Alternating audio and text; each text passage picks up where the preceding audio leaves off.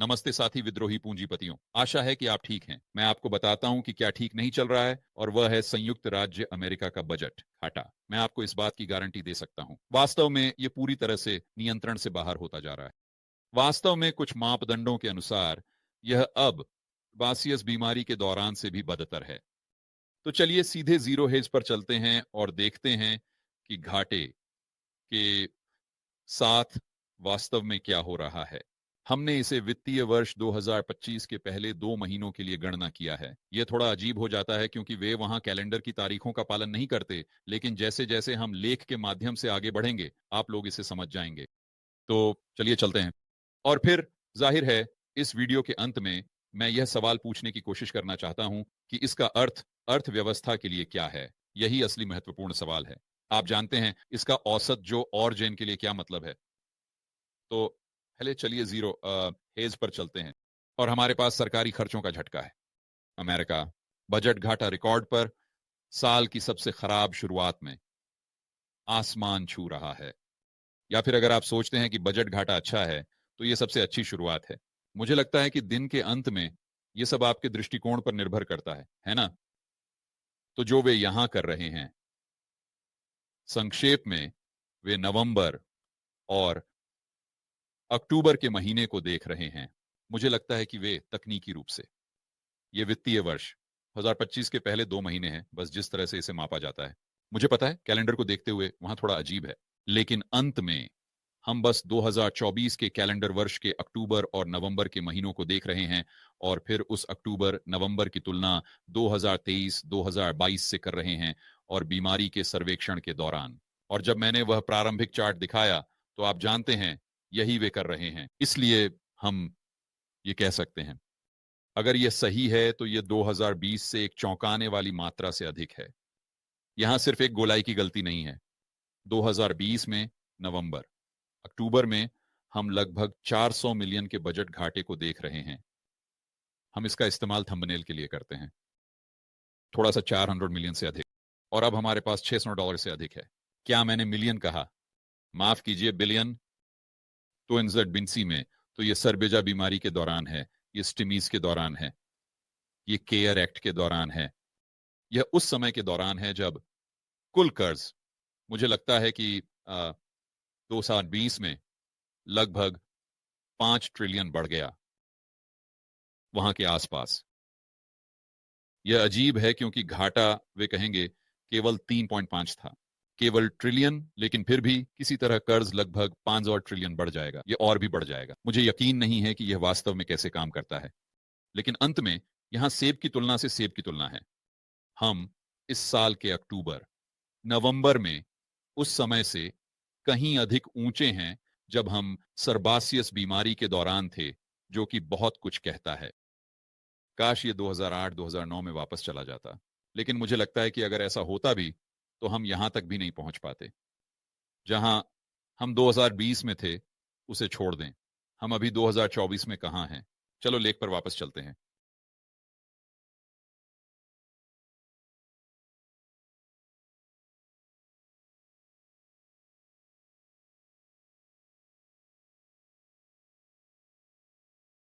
छह महीने के चलने वाले औसत पर, जो असामान्यताओं को समतल करने के लिए है, खर्च 546 बिलियन तक पहुंच गया। सर्वासियस के दौरान रिकॉर्ड खर्च के साथ यह प्रभावी रूप से एक नए उच्चतम स्तर पर है, जो सरकारी खर्च को और बढ़ा रहा है। तो ये बस इसे थोड़ा समतल कर रहा है। तो पैसे खर्च कहां हो रहे हैं? मेरा मतलब है, काश हम ऐसा कर पाते। हम वहां जाते हैं, हम देख सकते हैं। और जाहिर है कि इस समीकरण के 2 हिस्से हैं, है ना। ये सिर्फ खर्च नहीं है, बल्कि ये भी है कि कितना कर राजस्व आ रहा है। तो अक्टूबर और नवंबर में घाटे के बढ़ने का एक हिस्सा इस वजह से है कि खर्च वास्तव में बढ़ गया, लेकिन इसका एक हिस्सा इस वजह से है कि कर प्राप्तियां कम हो गईं। जाहिर है, अब जब फार्ट कॉइन का बाजार पूंजीकरण 500 मिलियन से ऊपर है, तो कर प्राप्तियां आसमान छूने वाली हैं। दरअसल जोश, जबकि मैं इस लेख को देखते हुए, क्यों ना आप फार्ट कॉइन का बाजार पूंजीकरण निकालें। हम अभी 600 मिलियन से ऊपर हो सकते हैं। मैं उम्मीद करता हूं कि आप लोगों ने पिछले दिन खरीदारी की। खैर, मैं चैट में ब्रांडों को भी देख रहा हूँ। तो इस बात की पूरी संभावना है कि ब्रांडो अब बहुत अमीर हो गया है। क्या ब्रांडो ने फाटकॉइन खरीदा? मुझे नहीं पता, मैंने नहीं पूछा, लेकिन मैं काफी हैरान हूँ। मुझे यकीन है कि तुमने किया। ठीक है। हाँ हाँ। लेकिन यहाँ वापस आते हुए हमारे पास समीकरण का बायां हिस्सा है। ओह, समीकरण। और ये कर राजस्व थोड़े से घट रहे हैं। मुझे नहीं पता कि ये कितने घटे हैं, लेकिन मैं अनुमान लगा रहा हूं कि ये पीला रंग गिरावट को दर्शा रहा है। ये बहुत समझ में आता है ना? तो पिछले साल के उसी समय के आधार पर तुम, लेकिन फिर सवाल ये उठता है क्यों, मतलब आखिर क्यों? तुम जानते हो, मजाक एक तरफ, आखिर क्यों? क्या कुल रसीदें इस हद तक घट गई हैं जबकि शेयर बाजार अपने उच्चतम स्तर पर हैं? क्योंकि आमतौर पर यह तरह की संपत्ति की कीमत होती है। तुम्हें पता है क्या, इसका बहुत कुछ इस बात से हो सकता है कि घर बस बिक नहीं रहे हैं। मुझे इस पर सोचने की जरूरत पड़ेगी, लेकिन बस यहाँ थोड़ा इम्प्रोवाइज कर रहा हूँ। हाँ, क्योंकि इस पे सोचो, अगर तुम्हारे पास है, चलो इसे एक चरम पर ले चलते हैं ताकि चीजें सरल रहें। अगर तुम्हारे पास एक साल में 10 घर बिक रहे हैं और सरकार उस पर पूंजीगत लाभ के लिए एक्स कमाने वाली है। मान लेते हैं कि घरों की कीमतें अपने उच्चतम स्तर पर हैं। अगर तुम्हारे पास सिर्फ एक घर बिकता है तो वे एक्स में से एक बड़ा नंबर घटा रहे हैं। तो चलो बस ये मान लेते हैं कि 10 घर बिकने पर वे $10 का कर राजस्व कमा रहे हैं। अगर सिर्फ एक घर बिकता है, भले ही कीमतें अभी भी बढ़ रही हों, तो वो कर राजस्व $8 तक गिर जाता है। और शायद यही हम यहां देख रहे हैं, या शायद शेयरों में कम कारोबार। मुझे लगता है कि यही होना चाहिए। ये तो कम कारोबार होना चाहिए। हालांकि संपत्ति की कीमतें लगातार बढ़ रही हैं, कम लोग बेच रहे हैं, इसलिए कम लोगों के पास कर योग्य घटना होती है। ये मेरी पहली अटकल होगी। अब मैं ये नहीं कह रहा कि यही यहां हो रहा है, लेकिन बस जोर से सोच रहा हूं। खैर, मेरे पास 8 पॉइंट पर एक रियल टाइम अपडेट है। ठीक है, ड्रम रोल। हम लगभग 700 मिलियन पर हैं। हम दिन में 20% ऊपर हैं। आओ। हाँ, अभी ये 676 मिलियन है। क्या तुम, तो ब्रांडो अमीर हो रहा है? ब्रांडो ने कहा कि वो पूरी तरह से लगा हुआ है। हाँ, क्या तुम मार्केट कैप देख रहे हो? मेरे पास है। ओह, ये 60 सेंट तक पहुंच गया है। ये बस इसे तोड़ रहा है। ये भी एक शानदार शानदार बुलिश पैटर्न की तरह लग रहा है। अगर आप लंबे समय के लिए निवेश करने की योजना बना रहे हैं। निवेश करना हाँ,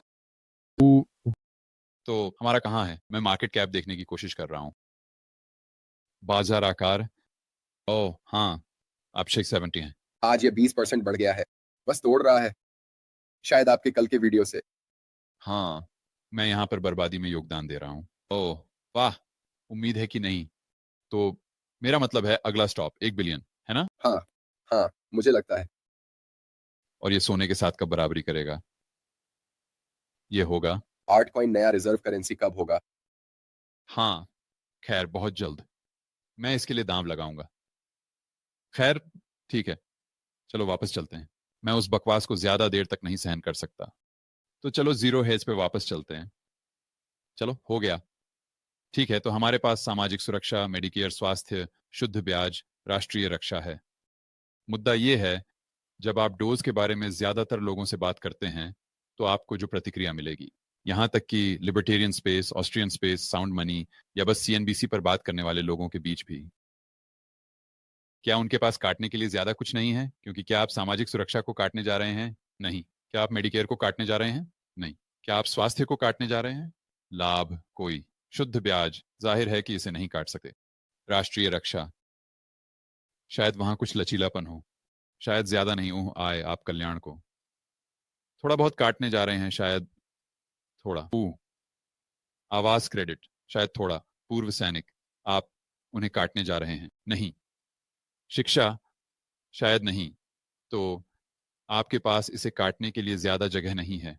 ये सच है, लेकिन मुझे लगता है कि यह मुद्दे को समझने में चूक जाता है। आप, मुझे लगता है कि यह पूरी तरह से मुद्दे को समझने में चूक जाता है। जैसे कि खुद में घाटा या संयुक्त राज्य का कर्ज ही समस्या है। जैसे अगर हम बस कर्ज को x चलो मान लेते हैं 68% जीडीपी तक ले जा सके तो ओह मेरे भगवान, तब हमारी सारी समस्याएं हल हो जाएंगी और हमें विदेशी लोगों के हमारे कर्ज को न खरीदने की चिंता नहीं करनी पड़ेगी। मुझे नहीं लगता कि यह तर्क कोई वजन रखता है। मुझे आपको दिखाने दें कि मैं किसका संदर्भ दे रहा हूं, क्योंकि यह मानता है कि उपज का मुख्य कारण आपूर्ति है, या यह मुख्य कारणों में से एक है ना, कि हमारे पास ट्रेजरी की आपूर्ति का यह बांध बढ़ता जा रहा है और किसी न किसी समय बाजार इसे हमेशा के लिए नहीं खरीदेगा और इसलिए उपज बढ़ने वाली है। और इसलिए हमें इस खर्च को नियंत्रण में लाना होगा ताकि यह टिकाऊ हो, है ना। और फिर से मुझे नहीं लगता कि यह सही है, मैं इसके लिए कोई सबूत नहीं देखता। मैं आपको दिखाता हूं कि मैं किस बारे में बात कर रहा हूं। अब ये कहना नहीं है कि सरकारी खर्च अच्छा है, नहीं नहीं नहीं नहीं नहीं, सरकारी खर्च ही समस्या है। सरकारी खर्च ही समस्या है क्योंकि यह अर्थव्यवस्था को विकृत करता है और हम ये जानने वाले हैं कि यह कैसे औसत जो और जेन के जीवन स्तर में योगदान करता है, बस एक पल में। लेकिन हमें इस पर ध्यान केंद्रित करने की जरूरत है कि असली समस्या क्या है। असल समस्या यह नहीं है कि विदेशी हमारा कर्ज नहीं खरीदने वाले हैं और इसलिए ब्याज दरें बढ़ने वाली हैं, क्योंकि हमारे पास ये अतिरिक्त आपूर्ति आ रही है, क्योंकि घाटे बढ़ते जा रहे हैं। मैं आपको दिखाता हूं किसकी बात कर रहा हूं। तो सबसे पहले यहां कुल सार्वजनिक कर्ज है, तो यह स्पष्ट रूप से बकाया ट्रेजरी की आपूर्ति का एक प्रॉक्सी है। तो हम 1980 में वापस चलते हैं। मान लीजिए हम 800 अरब डॉलर पर हैं, 800 अरब। अब हम 35 ट्रिलियन पर हैं। बड़ी अंतर है ना। लेकिन फिर भी 10 साल के ट्रेजरी दरों ने क्या किया, वे नीचे गए हैं। हाल ही में वे थोड़े बढ़े हैं, लेकिन फेड ने फेड फंड्स दर को 5.25% तक बढ़ा दिया है। और मैं आपको याद दिलाना चाहता हूं कि वर्तमान में 10 साल का ट्रेजरी, हालांकि ये बड़ा है, फिर भी फेड फंड से नीचे ट्रेड कर रहा है। तो मुझे नहीं पता कि ये कैसे हो रहा है। आप कह सकते हैं कि ओह खैर, ट्रेजरी के लिए कोई मांग नहीं है। अब आप कहते हैं ओह खैर, वे लंबी अवधि के कर्व पर आपूर्ति को सीमित कर रहे हैं क्योंकि वे ये सभी बिल जारी कर रहे हैं। ठीक है, तो फिर कैसे? लेकिन फिर वही बात है ना, बाजार ने उन बिलों को कैसे समाहित किया है। और वैसे अगर ये सब आपूर्ति के बारे में था तो फेड ने QE1, 2 और 3 किया, तब ब्याज दरें क्यों बढ़ गई, है ना। तो आप ऑफलाइन आपूर्ति कर सकते हैं। तो आप यहां जो मजबूत संबंध देख रहे हैं वह यह है कि कर्व के लंबे अंत पर ब्याज दरें बढ़ रही हैं। यह इतना आपूर्ति के साथ नहीं है, बल्कि विकास और महंगाई की अपेक्षाओं के साथ बढ़ रहा है। चलो मैं आपको यहां एक और छोटी सी जानकारी देता हूं ट्रेजरी की आपूर्ति को देखते हुए। तो मुझे लगता है कि यह वास्तव में एक शानदार चार्ट है। यह 10 साल का ट्रेजरी है। मुझे नहीं पता कि क्या हमारे पास कुछ ऐसा था, एक 10 साल का बांड मान लीजिए सरकार के लिए, जो 1700 से 90 तक जाता है। सेमिनारी, मुझे ऐसे चार्ट बहुत पसंद है। लेकिन मैं 1880 से 1900 पर ध्यान केंद्रित करना चाहता हूं, क्योंकि मैंने वहां के आंकड़े देखे हैं और मैंने उस पर इतना शोध किया है कि मुझे पता है हमारे पास उपभोक्ता मूल्य में कमी थी। सिर्फ महंगाई में कमी नहीं, बल्कि हमारे पास मूल्य में कमी थी। मूल्य में कमी, है ना। तो चलो यह भी याद रखें कि ट्रेजरी की आपूर्ति की मात्रा बहुत बहुत कम थी। आप कहते हैं ओह जॉर्ज, खैर आप आज इसकी तुलना नहीं कर सकते। हाँ आप कर सकते हैं, हाँ आप कर सकते हैं, क्योंकि आप बस सरकार के खर्च को जीडीपी के प्रतिशत के रूप में तुलना कर सकते हैं, है ना। तो तब हमारे पास सरकार का खर्च जीडीपी का 5% था, आज लगभग 50% है। ठीक है, तो आज हमारे पास जीडीपी के मुकाबले बहुत अधिक आपूर्ति होगी। मेरा मतलब है उस समय की तुलना में आज आपूर्ति बहुत अधिक है ना। लेकिन फिर क्या हुआ? हम देखते हैं कि ब्याज दरें 1880 से कम हुई 1980 तक। क्यों? 1960 तक क्यों? ये गिरती हुई वृद्धि और महंगाई की उम्मीदें हैं, है ना। हमारे पास मूल्य में कमी थी और नाम मात्र जीडीपी। ऐसा नहीं था, आप जानते हैं 10%। अब मैं 2% की मूल्य में कमी के साथ 4% का नाम मात्र ब्याज हर दिन लूंगा, है ना। लेकिन यहां मुख्य बात यह है कि यह लगभग वृद्धि और महंगाई की उम्मीदों का पालन कर रहा है। हालांकि जीडीपी के मुकाबले आपूर्ति आज की तुलना में बहुत कम थी, है ना? और मैं आपको याद दिलाना चाहूंगा कि दरें, चलो बस कहते हैं 1900 में आप देख रहे हैं 3, है ना, लगभग 305, कुछ ऐसा ही। मेरा मतलब है 1880 में हम आज 4 के ठीक नीचे हैं। हम कहाँ हैं? 4 and 3। तो मैं बस, आप जानते हैं, मैं जानता हूं कि यह अ, एक बहुत ही विपरीत दृष्टिकोण है अ, इस क्षेत्र में, लेकिन मैं बस, मुझे सच बोलना है। और मुझे बस कोई सबूत नहीं दिखता कि आपूर्ति का कोई महत्व है। काश ऐसा होता, काश ऐसा होता, क्योंकि तब यह सरकारी खर्च को सीमित कर देगा। लेकिन दुर्भाग्यवश मुझे नहीं लगता कि हम सरकारी खर्च को सीमित करने के लिए बॉन्ड विजिलेंस की ओर देख सकते हैं, क्योंकि ट्रेजरी के लिए मांग बहुत अधिक है। क्यों? क्योंकि उनकी जेब भरने का तरीका फैल गया है, तो उन्हें आपूर्ति की परवाह नहीं है, और उन्हें अमेरिका में महंगाई की परवाह नहीं है। मैं यूरो डॉलर बैंकों के बारे में बात कर रहा हूं, लेकिन हम इसे एक अलग वीडियो के लिए बचाकर रखेंगे। मैं आपको यह बस एक तरह से पाठक के रूप में देना चाहता था, संक्षेप में और कुछ उदाहरणों के साथ, कि क्यों मुझे बस कोई भी तर्क नहीं दिखता कि आपूर्ति ट्रेजरी यील्ड्स को प्रभावित कर रही है। यह सब विकास और महंगाई की उम्मीदों के बारे में है। ठीक है, तो चलो जीरो हेज पर वापस चलते हैं, और हम और चार्ट देखते हैं जो यही बात दर्शाते हैं कि घाटे बस बढ़ते जा रहे हैं। तो यहाँ फिर से, मुझे नहीं पता, सरकारी खर्च का दीर्घकालिक चार्ट दिखाता है कि हम सभी भी जानते हैं, डोज हो या ना हो, इस ट्रेन को रोकना संभव नहीं है। वे स्पष्ट रूप से लिन से उधार ले रहे हैं, ठीक वहीं, डोज के बारे में नहीं, लेकिन आप जानते हैं यही उसकी बात है। इस ट्रेन को रोकना संभव नहीं है, और वह सही है, स्पष्ट है। संयुक्त राज्य का कर्ज रोकने के लिए कुछ भी नहीं है। इसका मतलब यह नहीं है कि यील्ड्स बढ़ने वाली हैं। इसका मतलब यह नहीं है कि फेड को बांड खरीदने होंगे। इसका मतलब इनमें से कुछ भी नहीं है। इसका मतलब है कि यह और अधिक आर्थिक विकृतियों का कारण बनेगा, दुर्भाग्यवश, जिनका हमें सामना करना पड़ेगा। अब मैं सोचता हूं कि डोज, अगर यह घाटों को जहां है वहीं रोकने में सक्षम होता है, घाटों को कम करने के लिए नहीं, बल्कि बस उन्हें रोकने के लिए, भगवान के लिए, मुझे लगता है कि यह एक बड़ी जीत होगी। और मुझे लगता है कि एक और भी बड़ी जीत घाटों को छोड़कर यह होगी कि अगर वे नियमों को कम करने में सक्षम होते हैं। अब यह एक समस्या है जो मैं देखता हूं, या कम से कम एक गलती है जो मैं लोगों को करते हुए देखता हूं। मेरे विचार में यह हमेशा एक गलती होती है जहां वे दोनों को एक ही समझ लेते हैं, नियमों में कमी के साथ घाटों में कमी। मुझे नहीं लगता, मुझे लगता है कि ये एक दूसरे के विपरीत हैं, या हो सकते हैं, है ना? मैं एक दुनिया देख सकता हूं, मतलब बस इसके बारे में सोचिए। मान लीजिए कि आपने ईपीए को खत्म नहीं किया, लेकिन आपने बस उन्हें बता दिया कि वे कुछ नहीं कर सकते। ठीक है, लेकिन आपको अभी भी उन कर्मचारियों को भुगतान करना है ना? लेकिन वे कुछ नहीं कर सकते, इसलिए वे कोई समस्याएं नहीं पैदा कर सकते। वे निजी क्षेत्र को उस हद तक नहीं बांध सकते जिस हद तक वे पहले थे। खैर, मेरे लिए ये एक बड़ी जीत है। अब हमने घाटा कम नहीं किया, हमने खर्च कम नहीं किया, लेकिन हमने नियमों और विनियमों को हटा दिया जो निजी क्षेत्र को तेजी से बढ़ने की अनुमति देता है। देखिए, जब हम सरकारी खर्च को जीडीपी के प्रतिशत के रूप में देखते हैं, तो ये सिर्फ सरकारी खर्च नहीं है, ये भी जीडीपी है ना? तो मुझे आपको यहां एक और उदाहरण देता हूं। हम इस चार्ट पर जाने वाले हैं जो जोश ने मुझे भेजा, तो इसे देखिए। 22% किराएदार अपनी पूरी आय सीधे किराए पर खर्च कर रहे हैं। 22% अपने वेतन का 100% किराए पर खर्च कर रहे हैं। इसलिए खाना खरीदने के लिए, उपयोगिताओं का भुगतान करने के लिए आदि, या तो उन्हें पैसे उधार लेने पड़ रहे हैं, या किसी को उन्हें पैसे देने पड़ रहे हैं, या उन्हें अपनी बचत से पैसे निकालने पड़ रहे हैं। ये अच्छा नहीं है, जाहिर है।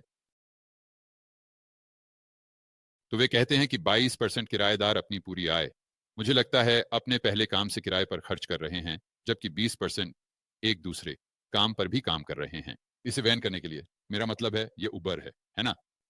ये गिग अर्थव्यवस्था है। तो हाँ, प्रश्नावली है। आपने किराया वहन करने में मदद करने के लिए निम्नलिखित में से कौन से कदम उठाए हैं, यदि कोई हैं? मेरी सारी नियमित आय सीधे किराए पर जाती है, 22%। दूसरी नौकरी की, जैसे उन्होंने कहा, 20%। एक ऐसी नौकरी की जिसे मैं नफरत करता था, 19। सरकार से सहायता प्राप्त की, 18। परिवार से नकद उपहार, पहले परिवार के साथ रहते थे, रिटायरमेंट से पैसे निकाले, रिटायरमेंट में कम योगदान दिया, गैर लाभकारी से सहायता प्राप्त की, शेयर बेचे, विरासत, क्रिप्टो बेचा।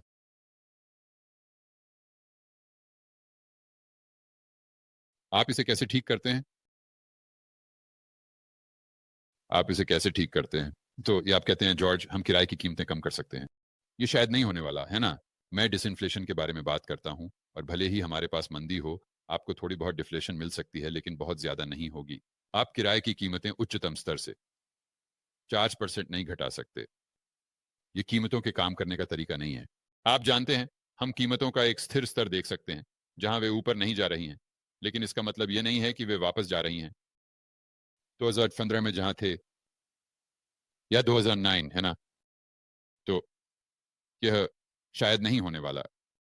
वास्तव में मैं इसे 99% पर रखूंगा कि किराए की कीमतें काफी कम नहीं होने वाली हैं, कम से कम एक ऐसे स्तर तक जहां लोगों का एक महत्वपूर्ण प्रतिशत अपनी पूरी तनख्वाह, या कम से कम अपनी पहली तनख्वाह को आवास के लिए आवंटित नहीं कर रहा हो। उनके सिर पर छत डालें। लेकिन सौभाग्य से समीकरण का एक और हिस्सा है ना? यह सिर्फ किराए नहीं है, आय भी है। यह आय है। तो चलो घाटे के बारे में सोचते हैं, है ना? अगर हम घाटे को कम करने में सक्षम होते हैं तो सिर्फ यही, है ना? ये लोगों को किराया चुकाने में कैसे मदद करता है? शायद नहीं, है ना? ये किराए की लागत को कम नहीं करेगा। लेकिन अगर हम नियमों को कम कर दें, अगर हम कम से कम इसे घटाने में सक्षम हों, भले ही आप घाटे के साथ छेड़छाड़ न करें। मेरा मतलब है, मुझे लगता है कि यह शानदार होगा, है ना? मैं घाटे को कम करने के लिए पूरी तरह से सहमत हूं। लेकिन मैं कह रहा हूं कि चलो हम अपना ध्यान उस जगह लगाते हैं जहां इसकी जरूरत है, ताकि उन अधिकांश अमेरिकियों की मदद की जा सके जो वास्तव में पीड़ित हैं। और इसे करने का तरीका सिर्फ ये नहीं है, ओह चलो हम आरएन को जीडीपी के मुकाबले कम करते हैं। इसीलिए हमारे पास ब्याज दरें पूरे ग्राफ में नहीं बढ़ती हैं, क्योंकि सभी आपूर्ति है। यह तो कोई मुद्दा ही नहीं है ना? यह हमारे ध्यान को भटका रहा है।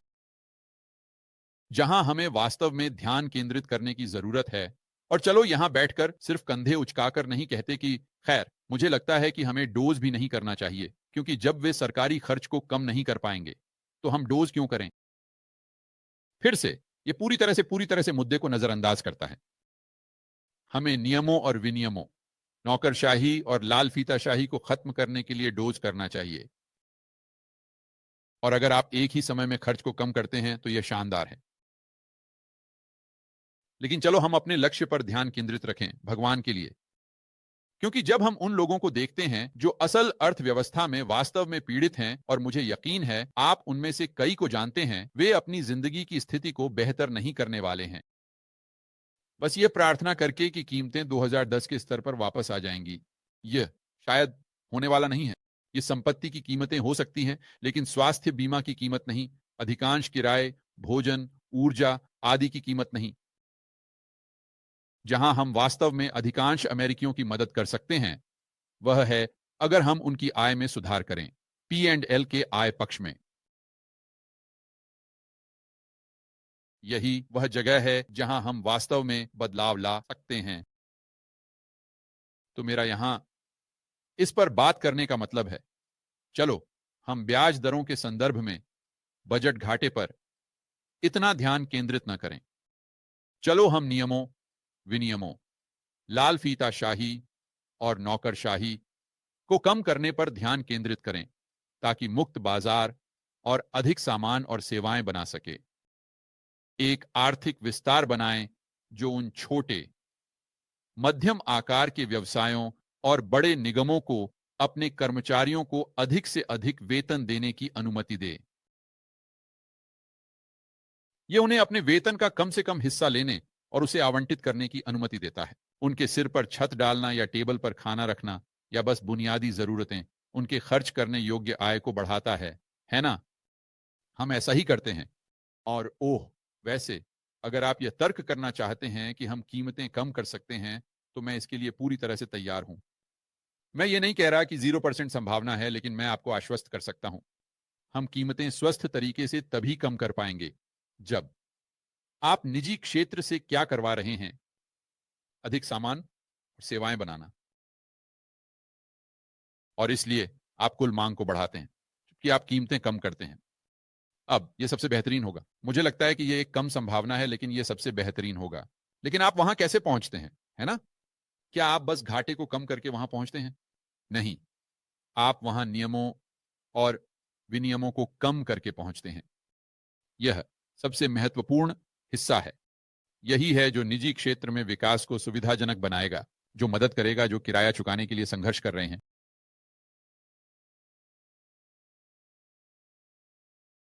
ठीक है दोस्तों, अपने बाकी के दोपहर का आनंद लें। हमेशा आप स्वतंत्रता, आजादी, मुक्त बाजार और पूंजीवाद के समर्थक हैं।